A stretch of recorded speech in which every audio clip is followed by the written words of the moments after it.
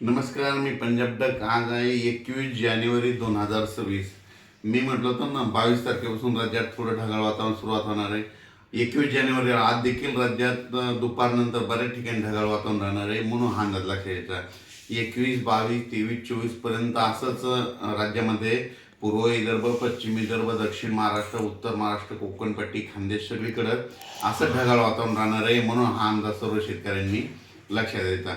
त्याच्यानंतर राज्यामध्ये काय होणार आहे, 27, 28, 29च्या दरम्यान राज्यात थोडं पावसाचं वातावरण तयार होणार आहे, म्हणून हा अंदाज लक्षात येतं. सांगायचं झालं तर मग ते पाऊस थोडंफार उत्तर महाराष्ट्राकडे देखील ठिंब येण्याची शक्यता आहे, म्हणून हे देखील पूर्वकल्पना म्हणून अंदाज सर्व शेतकऱ्यांनी लक्षात द्यायचा.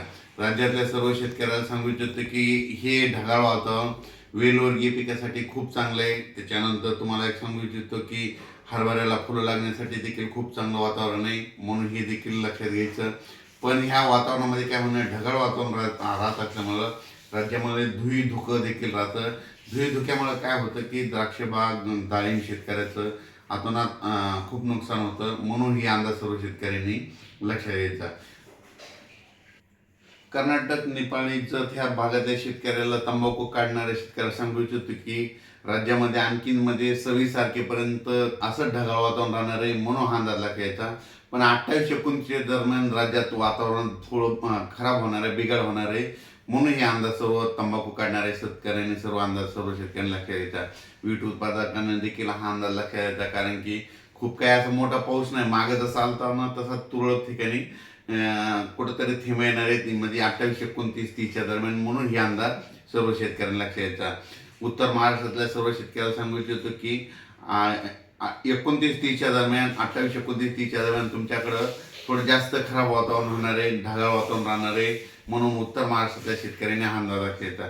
मग हे वातावरण कशामुळे खराब होणार आहे त्याचा एक तुम्हाला कल्पना देतो. काय झालं की वेस्टर्न डिस्ट्रिक्ट WD काय झालं, गुजरात, राजस्थान, पंजाब, हरियाणा, मध्य प्रदेश, उत्तर प्रदेश, तिकडं काय होणार आहे आता ह्यामध्ये 26 ते 30 दरम्यान, म्हणजे जानेवारीच्या शेवटच्या आठवड्यात त्या 5-6 राज्यामध्ये काही ठिकाणी बर्फवारी होईल, कुठं गारपीट देखील होईल, कुठं मध्य प्रदेशमध्ये, राजस्थान, हरियाणा, पंजाब, उत्तर प्रदेश तिकडे गारपीट होईल. पण त्याचा असर काय होणार आहे महाराष्ट्राला, मग ढगाळ वातावरण राहील आणि तुरळक ठिकाणी मग क्वचित भागामध्ये कुठंतरी थिंब पडतील, म्हणून हा अंदाज सर्व शेतकऱ्यांनी पूर्वकल्पना म्हणून लक्षात घ्यायचा.